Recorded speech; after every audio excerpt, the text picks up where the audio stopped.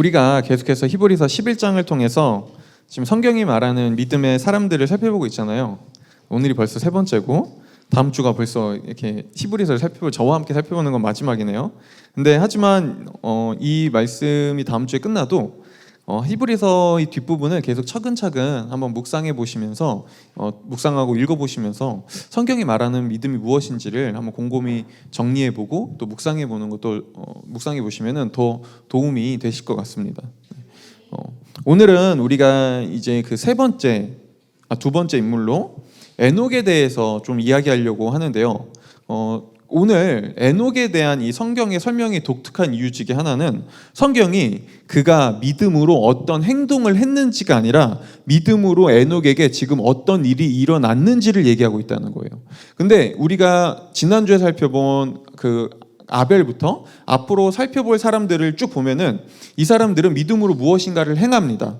믿음으로 제사를 지내고요. 믿음으로 방주를 짓고요. 믿음으로 순종을 하고요. 믿음으로 떠나요. 근데 에녹은요, 믿음으로 무엇을 한 게 아니라 그에게 어떤 일이 벌어져요? 어떤 일이 벌어지죠? 죽음을 경험하지 않습니다. 그런데 이때 성경이 말하고 싶은 건 단순히 에녹이 죽음을 경험하지 않았다라는 게 아니에요. 성경은 하나님이 그를 옮겼다고 말해요. 쉽게 말해서 하나님이 에녹을 영원한 하나님의 나라로 초청했다는 거예요. 자, 이게 무슨 말일까요? 이 말을 좀 에녹에 대해서 우리가 좀 더 보려면은 성경이 에녹에 대해서 설명하는 창세기 5장을 좀 봐야 되는데요. 창세기 5장 21절, 24절을 한번 읽어볼게요. 제가 읽어드릴게요. 에녹은 65살에 무드셀라를 낳았다. 에녹은 무드셀라를 낳은 뒤에 300년 동안 하나님과 동행하면서 아들, 딸을 낳았다. 에녹은 모두 365년을 살았다. 에녹은 하나님과 동행하다가 사라졌다. 하나님이 그를 데려가신 것이다. 창세기 5장에서 성경은 에녹에 대해서 설명하면서 그가 하나님과 동행했다고 2번이나 말해줍니다. 그런데 여러분, 성경은 에녹 외에도 하나님과 동행한 사람들이 나와요. 에녹 뒤에 창세기 5장 뒤에 6장에 보면은 우리가 잘 아는 노아도 하나님과 동행했다고 말하고요. 또 성경은 아브라함도 하나님과 동행했다고 말합니다. 하지만 그럼에도 에녹이 중요한 이유는 성경에서 하나님과 동행한 첫 번째 사람이 바로 에녹이라는 거예요. 그리고 바로 여기에 에녹이 가지는 상징성과 중요성이 있는데요. 오늘 성경에서 에녹이 하나님과 함께 걸었다라고 할 때 이 걸었다라는 말을 사실 히브리어 표현을 보면은 에녹이 하나님과 동행했다라고 하죠. 참 한글 성경은. 근데 이걸 히브리어로 보면은 에녹이 하나님과 함께 걸었다라고 표현되어 있어요. 그래서 영어 성경도 보면 이 부분을 번역할 때 에녹 walked with God 이라고 번역했습니다. 그러니까 에녹은 하나님과 함께 걸었어요. 걸었다는 말이 뭘까요? 더 쉽게 말하면 에녹은 하나님과 데이트했어요. 이 장면을 우리는 창세기 3장에서 볼 수 있는데요. 창세기 3장 8절을 한번 볼까요? 창세기 3장 8절에서 성경은 이렇게 말합니다. 한번 읽어봐 주세요. 시작.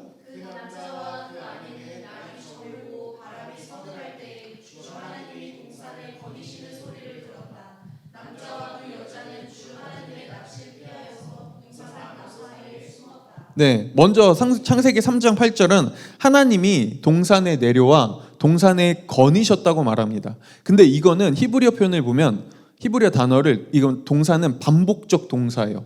그러니까 하나님이 한 번 방문한 게 아니라 이전부터 계속 찾아와 주기적으로 동산을 거니셨다는 거예요. 무슨 말이죠? 앞서 말했듯 하나님이 걸었다. 에덴 동산에 내려와 걸었다는 말은 하나님이 주기적으로 하나님이 창조한 사람인 아담과 그리고 하와와 데이트하셨다는 거예요. 매번 찾아와 그들과 함께 걸으며 함께 대화하고 함께 이야기하며 그들은 산책했습니다. 그런데 창세기 3장 8절 그리고 어느 때처럼 하나님은 아담과 하와와 또 데이트하기 위해서 동산에 내려오셨을 때 이번엔 아담과 하와가 하나님을 피해서 숨습니다. 그리고 성경은 그걸 가지고 이렇게 표현하죠. 그들이 여호와의 낯을 피했다라고요. 네, 그렇죠? 하나님의 낯을 피했다라고요. 여러분, 우리가 한국말 중에서도 그런 말 종종 쓰잖아요. 낯을 내가 너를 볼 낯이 없다. 어떻게 내가 낯을 들겠니? 얼굴을 어떻게 들겠니? 이 말이죠. 이게 무슨 말이죠? 누군가에게 어떤 잘못을 했을 때, 부끄러운 일을 했을 때, 죄를 지었을 때 우리가 차마 상대방의 얼굴을 똑바로 보지 못하겠다라는 말이죠. 근데 이거는 단순히 내가 너의 얼굴을 똑바로 보지 못해라는 말일까요? 가끔 보면은 아주 뻔뻔한 사람들이 있어서 얼굴 색 하나 안 변하고 낯이 하나도 안색 하나 바뀌지 않고 뻔뻔하게 상대방을 잘 뚫어져라 보는 사람들도 있어요. 그럼에도 불구하고 그 사람이 어떤 죄를 지었을 때, 어떤 관계적으로 잘못을 행했을 때 낯을 들 수 없다라는 말은, 낯을 피한다라는 말은 관계에 문제가 생겼다는 말이죠. 네. 올바른 관계가 지금 맺어지기 힘들어졌다는 걸 뜻해요. 그래서 낯을 피했다라는 말은 단순히 죄를 지었다라는 말이 아닙니다. 지금 하나님과 이들 사이의 관계에 어떤 문제가 생겼다. 이전에는 아무 관계 없이 서로 스스럼 없이 데이트할 수 있었지만 지금 이 순간 관계에 문제가 생겼고, 그래서 이들은 하나님을 피하고 숨으려 했다. 차마 뻔뻔하게 나갈 수 없게 되었다라는 말이죠. 바로 이게 죄의 결과입니다.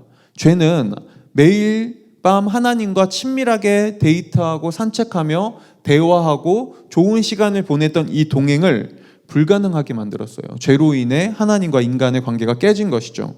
그런데 하나님과 관계가 깨지자 인간은 다른 모든 관계에서도 영향을 미치고 다른 관계들도 깨지기 시작했습니다. 우리는 이걸 아담과 하와의 이후의 모습에서 살펴볼 수 있는데요. 하나님이 아담과 하와에게 묻죠. 내가 너희에게 먹지 말라고 한, 너에게 금지했던 그 선악과의 열매를 너희가 왜 먹었느냐? 라고 하나님이 그들에게 물으실 때, 지금 보세요. 아직 화를 내지도 않았어요. 그냥 물으세요. 왜 먹었니? 도대체 무엇 때문에 그랬니? 라고 물을 때 아담이 처음에 뭐라고 대답하는지 아시나요? 창세기 3장 12절을 한번 볼게요. 한번 읽어보세요. 읽어보겠습니다. 시작.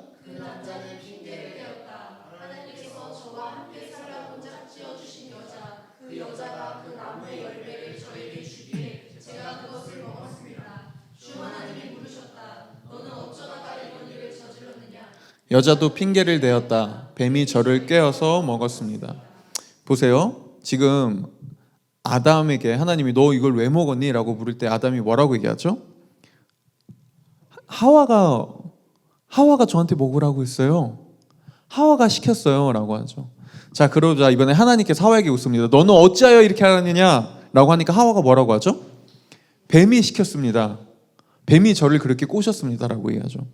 자, 지금 무슨 일이 벌어지고 있는지 여러분 보이시나요? 이들 중 아무도 제가 잘못했습니다. 제가 잘못된 선택을 했습니다. 제가 당신을 거역했습니다. 그래서 제가 죄인이 되었습니다라고 자신의 잘못을 있는 그대로 인정하고 있는 사람은 아무도 없습니다. 그런데 아담은 하와를 가리키고요. 하와는 뱀을 가리키죠. 그런데 이들이 궁극적으로 지금 가리키고 있는 사람은 사실 누군지 알아요? 하나님이에요.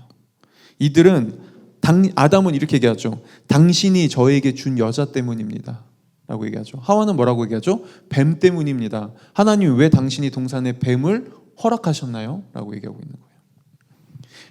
이들은 그 누구의 자신의 잘못을 절대 인정하지 않습니다. 끊임없이 책임을 돌리고요. 결국엔 하나님을 탓합니다. 그래서 이 개역개정 말고 새번역은 핑계를 댔다고 말해요. 근데 사실 핑계를 댔다는 말은, 이 단어는 그 히브리어 원어에는 없어요. 약간 의역한 거죠. 근데 저는 이 의역은 좀 괜찮은 의역이라고 생각해요. 이들은 계속해서 자신의 잘못을 인정하기보다 핑계하며 합리화합니다. 그리고 이 사실은 오늘날 우리가 살아가는 세상에서 왜 많은 사람들이 올바른 관계, 건강한 관계를 맺기 어려워하는지를 굉장히 잘 보여줘요. 오늘날 세상에서 우리가 흔히 말하는 아름다운 동행, 진실한 관계, 정말 너무나 사랑하는 그런 올바른 관계를 말하지만 그런 관계를 맺기 어려운 이유는 단순히 우리가 거짓말하고 핑계대기 때문이 아니에요. 여기엔 더 깊은 내면의 문제가 있어요. 그건 모든 사람들은 내 잘못과 과오와 실패와 실수를 있는 그대로 절대 인정하려고 하지 않아요. 저를 포함해서요. 우리는 나의 잘못을 인정하고 그것을 받아들이는 것을 우리는 지독히도 싫어하고 그것을 끔찍하게 피하고 싶어 합니다. 우리에게 모두 내가 죄인입니다. 내가 잘못했어요. 나는 보잘것없고 나는 못난 사람이에요. 맞아요. 저는 그래요. 저는 상처가 많아서, 아니 상처를 떠나 그냥 제가 잘못했어요. 제가 이렇게 못나서 그래요. 라고 우리는 말하는 거를 지독히도 죽어도 싫어해요. 왜 그렇죠? 잘못을 인정한다는 건 곧 모든 책임을 내가 져야 한다는 말과도 같거든요. 그리고 우리에게 이건 너무나 힘겹고 버거운 일이죠. 받아들이고 싶지 않은 일입니다. 그래서 우리는 이 무게를, 책임의 무게를, 내 잘못의 무게를 조금이라도 덜기 위해 뭐 하죠? 핑계를 댑니다. 제가 처한 환경 때문에 그래요. 어쩔 수 없었습니다. 제가 상처가 많아서 그래요. 상처는 어쩔 수 없잖아요. 제 잘못도 아닌걸요? 손뼉이 혼자 나나요? 마주치니까 나는 거지. 저 사람도 반응했어요. 제가 잘못하긴 했는데 그것만 있겠어요? 때론 우리는 하나님을 탓하기도 하죠. 하나님, 왜 저에게 이러셨어요? 막아주셨어야죠. 왜 안 막아주셨나요? 왜 두고 보셨어요? 이게 성경은 죄인이 된 우리의 모습이라고 말합니다. 죄는 나의 잘못을, 죄의 결과는 나의 잘못을 끊임없이 덮고 합리화하고 그걸 조금이라도 더 최소화시키려고 하는 거예요. 잘못을 했지만 전 그 정도는 아닙니다. 보세요. 바로 이런 자세가 우리로 하여금 진실한 관계를 깨뜨리고 진정한 동행을 망가뜨리는 이유입니다. 우리는 사람들과 진실하게 관계 맺는 법을 몰라요. 그렇지 않나요?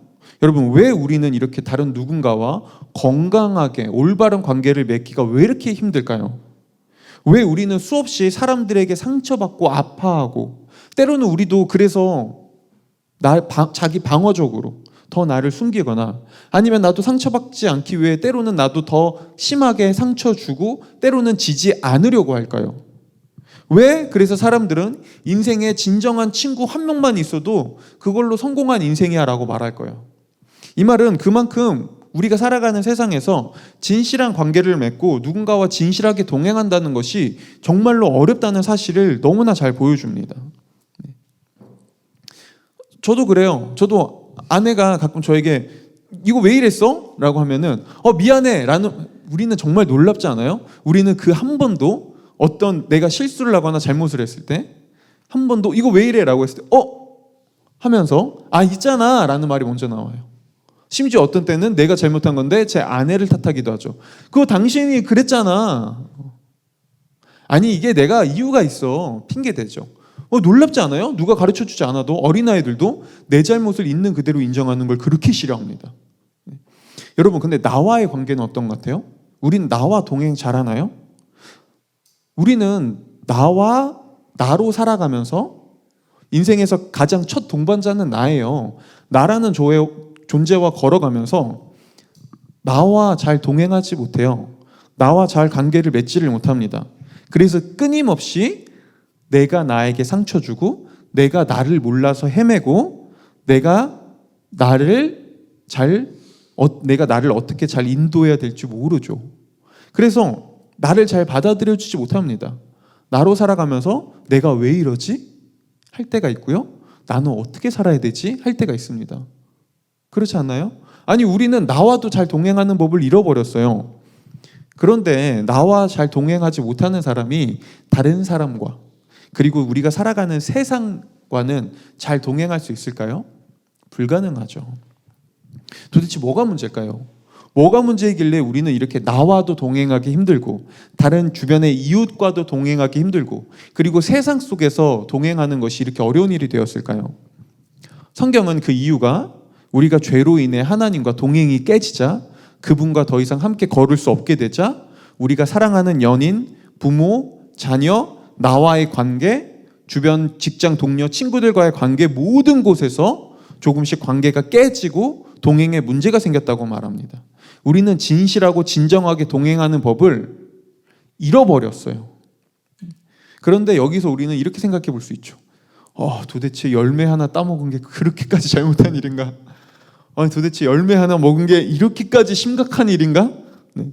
그런데 성경이 말하는 아담과 하와의 잘못은 단순히 열매를 먹은 게 아닙니다. 세상을 창조한 후에 하나님께서는 성경을 보시면 아담과 하와에게 모든 걸 위임하고 모든 걸 맡기세요.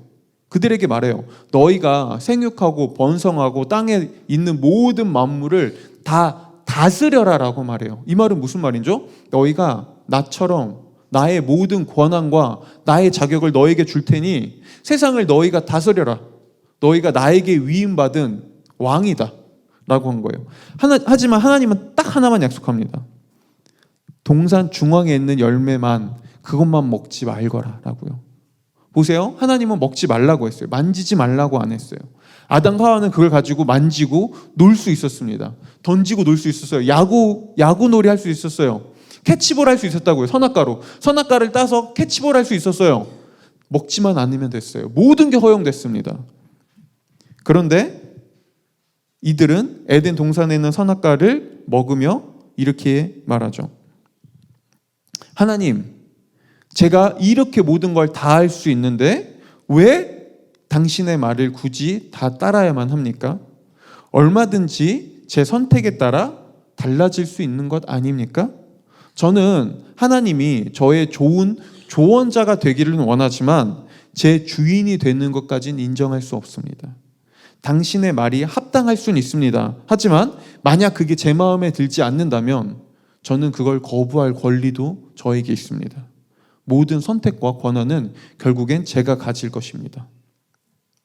이게 아담과 하와가 한 일이었어요. 하나님은 모든 권한과 모든 권리를 위임해 줬지만 단 하나만 약속하셨죠. 나의 아래에만 있거라. 네, 아담과 하와는 얘기한 겁니다. 아니요, 왜 제가 당신 아래에 있어야 됩니까? 어차피 모든 권한과 권리가 저에게 있다면 전 당신과 동등해지고 싶습니다 라고 얘기한 거죠. 그리고 성경은 이게 죄라고 얘기합니다. 그리고 이건 오늘날 우리가 흔히 하는 말, 아니면 흔히 쉽게 듣는 말이죠. 인생의 주인은 오직 나야. 인생의 주인은 오직 너야. 그러니까 모든 선택과 권리와 권한은 너에게 있어. 그 누가 너의 인생에 간섭하게 하지 마. 이래라 저래라 두게 하지 마. 그냥 네가 하고 싶은 대로 선택하고 네가 가고 싶은 길을 가고 너의 삶을 살아 라고 얘기하죠. 그럼 이 말은 듣기엔 되게 좋아 보여요. 근데 여러분, 이 말 뒤에는 사실 가로치고 이런 말이 들어있어요. 하지만 거기에 따른 모든 책임도 결국 네가 져야만 해. 그 누구도 이걸 대신할 수는 없어. 삶의 성공과 선택은 오직 너 스스로의 몫이야. 아이러니하게도 이 말은 그래서 우리에게 자유를 주기보다 우리에게 스트레스와 압박감과 불안감을 줍니다. 이런 인생은 모든 선택과 권한이 나에게지만 동시에 그 모든 책임을 내가 져야 한다는 삶은 엄청난 짐과 압박과 불안으로 찾아오죠. 수많은 평가와 책임과 결과를 내가 져야 하는 삶은 당연히 무거운 삶이에요. 그래서 우리는 이 무거운 짐에서 조금이라도 벗어나기 위해 우리는 이렇게 말할 수밖에 없어요. 아니요, 이건 어쩔 수 없었어요. 아무도 날 도와주지 않아서 그래요. 이건 제 책임이 아니에요. 이건 제가 좋은 부모를 만나지 않았기 때문에, 이건 세상이 날 도와주지 않았기 때문에, 이건 운이 없었을 뿐이에요 라고 우리는 끊임없이 짐의 무게를 줄이기 위해 핑계댈 수밖에 없어요. 그렇죠? 이게 죄로 인해 내가 모든 선택과 권리와 책임을 져야 하는 그 죄의 결과입니다. 당연히 이런 삶에서 여러분, 우리가 다른 누군가와 진정한 진실한 관계를 맺을 수 있을까요? 정말 누군가에게 나의 마음을 있는 그대로 헌신하고 쏟고 섬기고 때로는 나의 민낯을 있는 그대로 드러내면서 때로는 내가 부끄러워할 줄 알고 내가 정말 있는 그대로 누구에게 사과할 줄 알고 이건 나의 잘못입니다. 죄송해요 라고 정말 용서를 빌 수 있는 그런 관계가 정말 가능할 수 있을까요? 아니요, 거의 불가능하죠. 나에게도 진실하지 못한데요. 나의 민낯을 보려고 하지 않는데요. 어떻게 다른 사람과 진실하고 정말 허울 없는 그런 관계를 맺을 수 있죠? 근데 그런 관계를 맺지 못하는 우리가 어떻게 아름답고 진실한 동행을 할 수 있죠? 이처럼 하나님과 진실한 동행이 깨지고 모든 권리와 책임을 내가 홀로 책임져야만 했던 인간은 다른 관계들 속에서도 진실한 동행을 할 수 없고 진실한 관계들을 모두 다 잃어버리기 시작했습니다. 그렇다면 에녹은 도대체 이런 세상에서, 이 모든 진실한 관계가 깨져버린 세상에서 어떻게 하나님과 진실한 걸음을 걷고 동행을 할 수 있었을까요? 유다서는 에녹의 그 믿음을 가지고 이렇게 얘기해 줍니다. 우리가 또 한번 같이 읽어봐 주세요. 한번 읽어보겠습니다. 시작.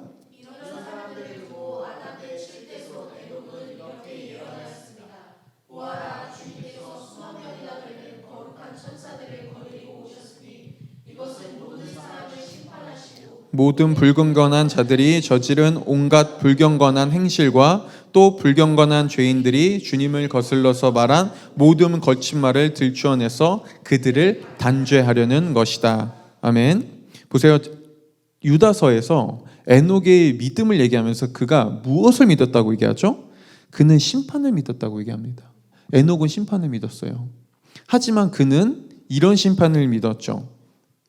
메시아가, 하나님이 약속하신 메시아가 세상을 심판하고 바로잡을 것이다. 그런데 에녹은 이 일이 구체적으로, 아직 에녹은 예수님을 몰랐기 때문에 어떻게 이 일이 일어날지 몰랐습니다. 그런데 에녹도 자신의 부모님을 통해 조상 때부터 이어져 오던 그 이야기, 하나님이 가죽옷을 입히면서 아담과 하와에게 했던 이야기를 알고 있었어요. 그리고 에녹은 한 가지 사실을 알았습니다. 메시아를 통해 심판이 임할 것이지만 그 심판은 하나님이 약속한 메시아가 모든 심판을 대신 받는 것으로 이루어질 것이라는 걸요. 그리고 이 믿음은 에녹으로 하여금 하나님은 부당하고 무겁고 우리를 억압하고 짓누르는 그런 주인이 아니라, 그런 하나님이 아니라 우리를 사랑하고 우리를 기꺼이 용서하시는, 그걸 원하시는 분이구나라는 걸 인정했고요. 당연히 이 사실을 깨닫자 에녹은 하나님과 동행하고 그분의 뜻을 따르고 그분과 걸어가는 것이 아름답고 기쁘고 너무나 좋은 길이었습니다. 그는 하나님과 기꺼이 데이트하고 싶어졌다고요. 이런 에녹의 삶은 오늘날 교회 안에서 종교적인 삶을 추구하는 사람들의 모습과는 분명히 달랐습니다. 여러분, 오늘날 종교적인 사람들도 겉으로 볼 때 굉장히 열심히 예배해요. 굉장히 열심히 섬겨요. 굉장히 열심히 봉사해요. 굉장히 열심히 무엇인가를 합니다. 열심히요. 하지만 많은 사람들이 하나님과 데이트하지 못해요. 그래서 이 사람들은 하나님을 따르며 하나님의 말씀에 순종하며 예배하며 기도하며 성경을 읽으며 때로는 속으로 이렇게 얘기하죠. 하나님, 당신을 믿고 살아가는 건 너무나 힘듭니다. 너무나 버겁습니다. 너무나 무겁습니다. 지쳐 쓰러질 지경입니다. 하지만 이렇게 하지 않으면 당신의 동산에 들어갈 수 없으니 어쩌겠습니까? 이렇게 해야지. 보세요. 이런 사람은 안타깝게도 단 한 번도 하나님의 동산에 들어가 본 적이 없는 거예요. 오히려 이 사람은 단 한 번도 하나님의 동산 안에 들어가 그분과 걷고 데이트하지 못한 겁니다. 이런 사람들에게 하나님은 그저 무서운 재판장이죠. 보세요, 여러분. 재판장과는 우리는 감히 데이트할 수 없습니다. 물론 하나님은 세상에서 가장 정의로운 재판장이세요.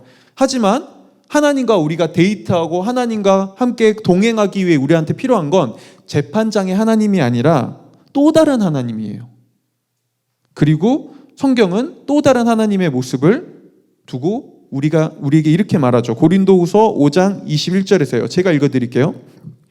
하나님께서는 죄를 모르시는 분에게 우리 대신으로 죄를 씌우셨습니다. 그것은 우리가 그리스도 안에서 하나님의 의가 되게 하시려는 것입니다. 여러분, 지금 바울은 이런 말을 하고 있었어요. 온 우주에서 가장 정의롭고 가장 매서우며 그 어떤 타협도 하지 않는 재판관이신 하나님께서 우리를 십자가 앞에 데려가 이렇게 말한다고 얘기하고 있었어요. 이 십자가가, 나의 아들인 예수가 달려있는 이 십자가가 네가 나의 동산에 들어올 수 있는 이유다. 나의 아들이 너를 위해 십자가에서 모든 형벌을 대신 받았다. 그러므로 이제부터 나는 더 이상 너의 재판관이 아니다. 이제 나는 너의 아버지다. 그러니 이제 너는 얼마든지 나의 동산에 들어와 나와 함께 산책하고 나와 동행하며 나와 데이트할 수 있단다. 여러분, 오직 십자가를 통해서만 우리는 하나님을 재판장의 하나님이 아니라 사랑의 아버지로 경험하며 그분과 동행할 수 있는 자격을 얻을 수 있습니다. 에녹은 비록 십자가까지는 몰랐어요. 그는 십자가를 몰랐겠죠. 하지만 한 가지는 분명히 알았습니다. 하나님이 약속하신 이 메시아를 통해, 그분의 희생을 통해 내가 하나님과 동행할 수 있게 됐구나. 하나님이 나를 용서하고 받아주시기를 원하시는구나. 이 믿음은 에녹으로 하여금 기꺼이 하나님께 기쁨으로 나갈 수 있게 했고요. 하나님께 있는 그대로 자신의 진실함을 드러낼 수 있겠고요. 때로는 자신의 연약함과 부족함과 실패와 실수와 더러운 죄악됨을 핑계대지 않게 했습니다. 하나님 핑계대지 않겠습니다. 당신 앞에 저는 부족한 죄인이 분명합니다. 저는 너무나 더러운 존재가 맞습니다. 이런 저는 당신 앞에 원래 나갈 수 없지만 이런 저를 대신해 당신이 약속하신 메시아가 모든 심판을 대신 받으신다 하셨으니 이제 저는 당신 앞에 숨길 것이 없습니다. 저는 당신 앞에 진실한 저의 민낯으로 제 가면을 벗고 나아갑니다. 여러분, 이건 오늘날에도 여전히 마찬가지입니다. 우리가 오늘날에도 하나님과 동행하며 그분과 진실하게 관계를 맺을 수 있는 유일한 이유는 우리를 대신해 모든 심판을 받으신 예수님이 있을 때예요. 그런데 이 십자가의 예수님을 보지 못할 때 많은 사람들에게 하나님은 무섭고 매서운 재판관일 뿐이에요. 그런데 너무나 많은 사람들이 교회를 다니면서 하나님을 이렇게 두려워하죠. 하나님을 무서워해요. 그분 앞에 조금이라도 내가 잘못한다면 받아들여지지 않을까? 내가 이렇게 열심히 살지 않으면, 내가 종교적인 뭔가 행동을 더 열심히 하지 않으면 그분의 동산에 들어갈 수 없지 않을까? 내가 버림받진 않을까라는 두려움에 사람들은 끊임없이 더 열심히 무엇인가를 행합니다. 열심히 봉사하고 열심히 예배하고 열심히 종교적인 지침을 따르죠. 하지만 사람들은 하나님과 그걸 데이트로 생각하지 않아요. 진정한 동행을 잃어버린 것이죠. 십자가는 무서운 재판장의 하나님이 어떻게 우리에게 따뜻하고 사랑스러운 인자한 아버지가 되어주셨는지를 보여주는 유일한 길입니다. 그래서 이 십자가를 믿음으로 받아들인 사람들에게 하나님의 동산은요, 하나님의 뜻을 따르는 것은요, 기쁜 일이에요. 이 십자가의 하나님을 받아들인 사람들에게 예배를 드리는 것, 기도하는 것, 교회에 나와 우리가 시간을 내면서 함께 봉사하고 공동체로 함께하는 것, 이 모든 것들은 기쁜 데이트입니다. 여러분들에게 한번 여쭤보고 싶어요. 여러분들은 어떠신가요? 여러분들에게 예배의 순간은 데이트인가요? 여러분들에게 찬양의 순간은 아름다운 동행인가요? 여러분들이 따로 집에서 아니면은 교회에서 하나님과 함께 하나님을 위해 나의 시간을 쏟고 나의 때로 에너지를 쏟고 나의 삶을 헌신하는 것은, 그것은 아름다운 데이트인가요? 아니면 이렇게 하지 않으면 그분의 동산에 들어갈 수 없을 거야 라는 두려움인가요? 하나님을 우리가 따를 수는 있지만 우리가 그분을 기뻐하지 못한다면 우리는 아직 그분의 동산에 들어가지 못한 겁니다. 그리고 하나님의 동산에 들어가지 못한 또 다른 사람들은 하나님의 뜻을 따르는 것, 하나님과 우리가 데이트하며 하나님과 함께해야 합니다 라는 말을 할 때 이렇게 얘기합니다. 아유, 그거 중요하죠. 근데 제가 세상에서 너무 바빠서요. 제 인생도 중요하거든요. 아유, 교회는 왜 이렇게 너무 부담되는 말만 하나요? 세상에서 그렇게 사는 건 불가능해요. 어쩔 수 없어요. 때로는 죄를 짓고 잘못했을 때도 이렇게 얘기하죠. 목사님 사회생활 안 해보셨죠? 세상에 나가보세요. 그게 되나? 보세요. 이렇게 동산에 들어가지 못한 또 다른 사람들은 내 죄의 무게를 줄이기 위해, 나를 합리화시키기 위해 또 끊임없이 핑계대고 또 끊임없이 진실하게 고백하지 못하죠. 만약 여기 계신 분들 중에서도 이 두 쪽에 있는 분이 있다면 우리에게 필요한 건 그분의 동산에 들어가는 겁니다.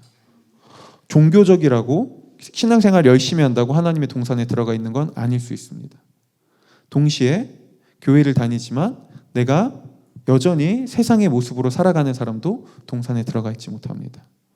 동산에 들어갔을 때 우리는 기꺼이 하나님을 위해 나의 시간과 나의 모든 것들을 헌신하며 동시에 그분과 기뻐하며 동행하게 돼요. 오히려 우리는 하나님의 동산에 있을 때, 십자가를 바라볼 때 나의 연약함과 죄악을 기꺼이 고백할 수 있게 되고요. 하나님의 동산에서 그분을 따르며 그분과 함께 해가는 삶을 기쁜 삶으로 여겨요. 그리고 이런 사람은 삶이 바뀌어가요. 그렇죠? 그리고 그 바뀌어가는 삶을 기쁘게 여기죠.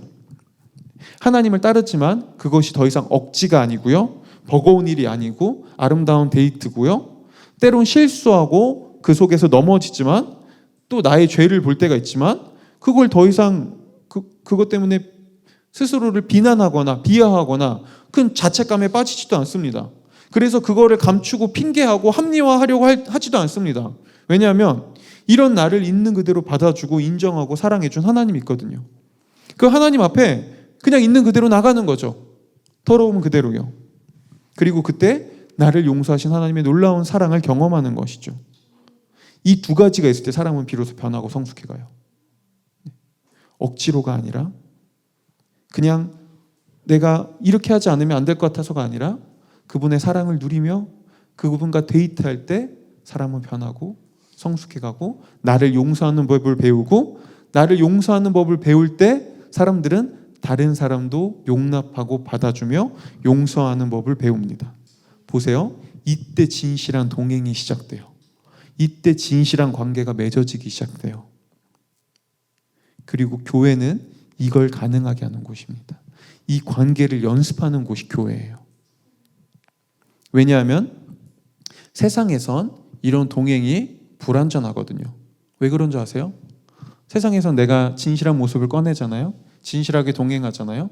그럼 사람들은 그걸로 약점을 잡습니다. 그걸 이용하고 그거를 사용해서 우리를 억누르고 짓누르거나 그걸 바꿔 나의 이익을 얻으려고 하죠. 우리가 살아가는 세상 아닌가요? 왜 세상에서 동행이 사라졌죠? 세상도 말해요. 우리 같이 회사도 말하죠. 우리 같이 동행합시다. 네, 우리 함께 합시다. 그러다 회사가 어려워질 때, 경제적으로 회사가 이익을 내지 못할 때 어떡하죠? 그 동행은 가차없이 끊어버리죠. 죄송합니다. 이번에 우리 회사가 어려워서 여기까지, 우리의 걸음은 여기까지입니다. 그렇죠? 회사는 우리를 받아주지 못합니다. 사회생활 속에서는요, 사회 인간관계는요, 우리를 서로 적당히 이용하고 적당히 사용하죠.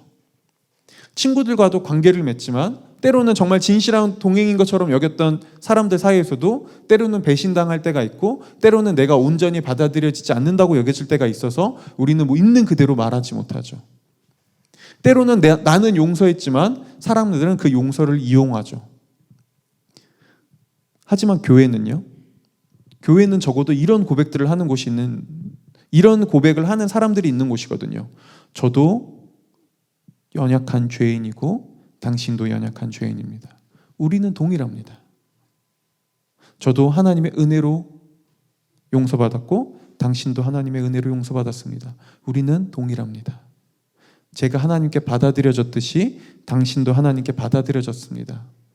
그리고 우리는 그 하나님의 사랑과 용서와 고백 앞에 진실하게 함께 나아가고자 합니다. 라고 고백하는 사람들은 이 진실한 동행을 이곳에서 연습해 나갈 수 있습니다. 용서가 무엇인지 배우고 사랑이 무엇인지 배우고 허물을 덮어주는 게 무엇인지 배울 수 있어요. 네. 동시에 그리고 우리가 믿는 하나님이 재판관이라는 것을 믿을 때, 또한 그분이 정의로운 분이라는 것을 믿을 때 우리는 사랑을 하면서도 한쪽으로 치우쳐지지 않게 사랑합니다. 내가 믿는 하나님이, 우리를 사랑해 주신 하나님이 정의의 재판관이라는 사실은 사랑의 균형을 맞추게 해주죠. 여러분, 무조건적인 사랑은 그 사람을 망치는 거예요. 오히려 누군가가 잘못된 길을 가고 있을 때 그 사람을 사랑한다는 이유로 그걸 덮어주고 감싸주면 그건 그 사람을 망가뜨리는 거죠. 제가 얼마 전에 전에 개척교회를 한 목사님에게 그런 얘기를 들은 적이 있어요. 어떤 한 목사님이 교회 중에서 한 청년이 있었는데요. 네. 이제 개척할 때 같이 따라온 청년이라고 하더라고요. 근데 어느 날 그 청년이 음주운전 뺑소니 사고를 낸 거예요. 그래서 그분이 1년 동안 이 청년이 그 뺑소니 사고에서 조금이라도 형을 덜 받게 하기 위해서 막 여러 저기 뛰어다니고 변호사 찾아다니고 그랬대요. 그래서 그렇게 도와드렸대요. 그리고 이제 이 청년이 그래도 형은 받았지만 조금은 생각했던 것보단 가벼운 형을 받고 이 문제가 해결된 다음에 그 다음부터 교회 안 나왔다고 하더라고요. 저는 그 얘기를 듣고 사실 이 생각 먼저 들었습니다. 아니 어떻게 그럴 수 있지? 정의의 하나님을 믿는다면, 그리고 하나님을 믿는 나의 성도가 음주운전으로 뺑소니를 냈다면 필요한 거는 징계죠. 교회 안에도 징계가 있다는 거 아세요? 여러분, 7이라는 게 있습니다. 7일을 우선해야 합니다. 그건 용서하고 용납해 줄 게 아니에요. 매섭게 혼내야죠. 그 다음에 회개하게 만들어야죠. 그게 없이 용서만 해주니 떠나죠. 저는 그게 별로 이상하다고 생각하지 않았어요. 보세요. 우리가 믿는 하나님은 정의로운 재판장이세요. 그래서 때로 이 재판장이신 하나님을 믿는 사람들은 우리가 믿는 사랑은, 우리가 바라보는 사랑은 잘못된 길을 갈 때는 적극적으로 다가가 그곳을 바로 잡아주게 할 수 있는 용기와 담대함도 가져다 줍니다. 여러분, 세상에서는 우리 그렇게까지 안 해요. 왜냐하면 굳이 그렇게 할 필요가 없거든요. 내가 굳이 이렇게까지 싫은 소리 하면서 저 사람과 관계가 망가지거나 얼굴이 부끄러워질 필요가 없거든요. 그래서 우리는 세상에서는 적당히 그냥 넘어갑니다. 그렇죠? 사실 그러잖아요. 우린 세상에서 정의도 그렇게 행하지 않아요. 근데 보세요. 교회는 그러지 않아요. 교회에서는 때로 우리는 진짜 정의를 행할 수 있습니다. 그러면 안 돼. 네가 지금 이 소리가 싫을 수는 있지만 정말 너를 위해서 하는 말이야. 하나님께서 원하시는 건 그런 게 아니야 라고 때로는 바로 잡아주고 질책하며 그 사람이 돌아오고 회복할 수 있도록 해주는 것이죠. 여러분, 이게 정의이신 재판장을 믿는 우리가 사랑하는 방식이에요. 하지만 나도 하나님 앞에 똑같은 죄인이라는 사실은 이런 일을 하면서도 우월감을 가지게 하지 않습니다. 야, 그래도 나니까 이렇게 얘기하는 거지. 넌 아직도 그거밖에 안 되니? 이런 우월감에서 우리를 내려오게 만들죠. 그래, 괜찮아. 나도 똑같은 죄인이거든. 내가 너보다 우월해서, 내가 너보다 잘나서, 내가 당신보다 더 나은 사람이라 이런 얘기를 하는 게 아니에요. 저도 똑같은 죄인이거든요. 하지만 하나님께서 원하시는 게 그게 아니라는 건 확실해요. 그래서 얘기를 하지 않을 수 없습니다.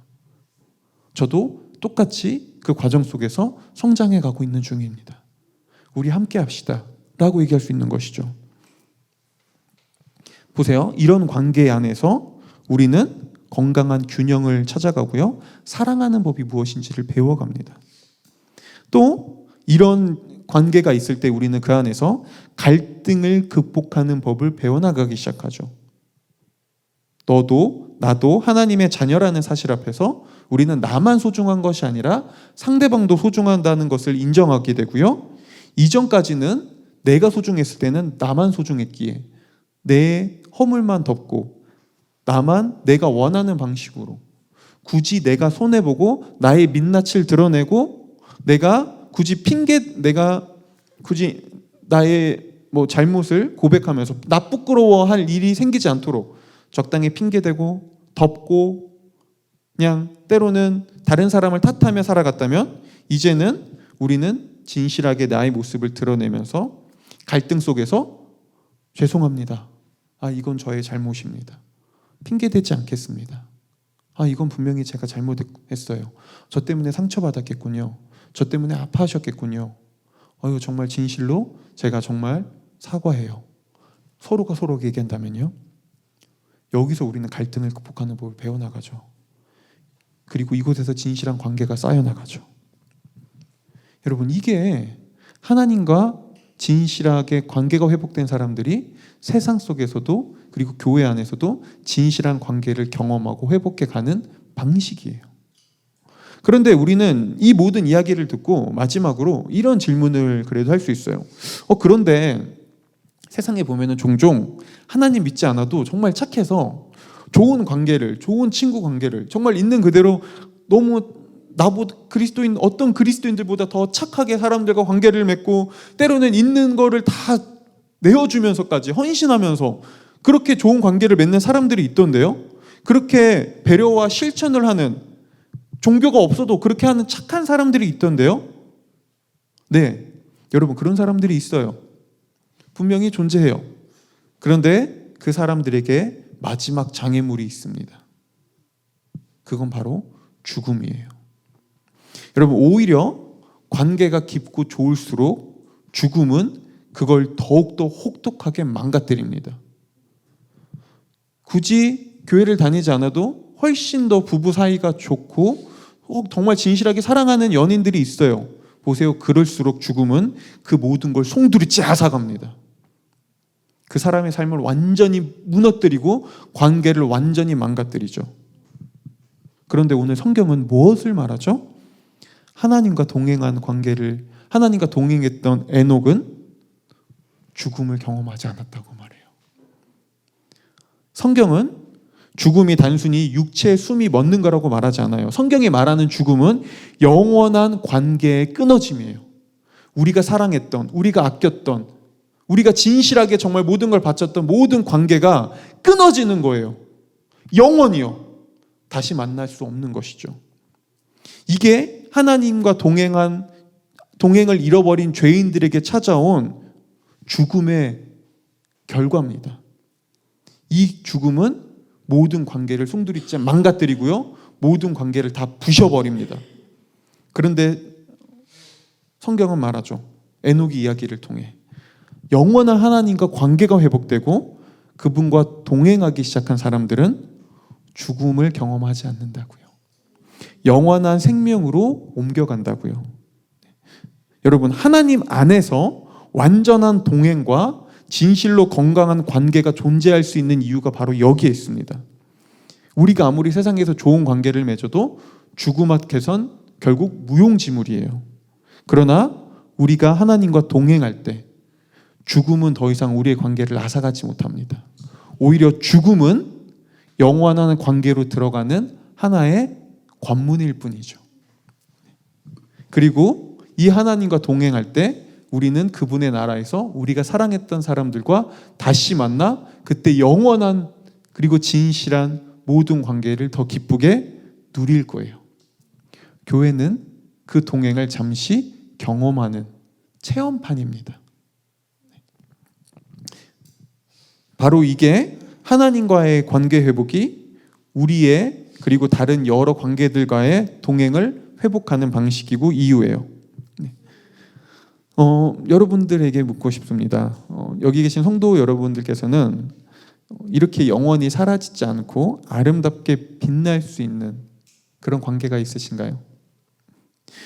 여러분들은 모두 하나님의 동산 안에서 동행하고 데이트하는 삶을 지금 이 땅에서부터 경험하고 있으신가요? 그리고 교회 안에서 그런 동행을, 진실한 관계를 연습해가고 그게 이런 것이구나라는 걸 경험해 가시나요?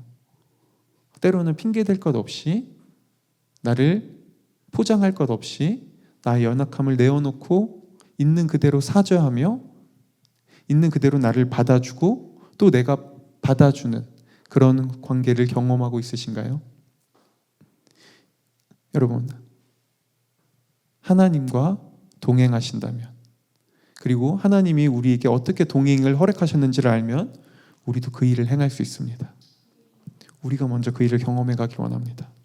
그리고 그 진실한 관계를 맺으며 하나님과의 동행과 또 우리 이웃과의 동행을 진실하게 경험해 가는 그런 저와 여러분이 되기를 축복합니다.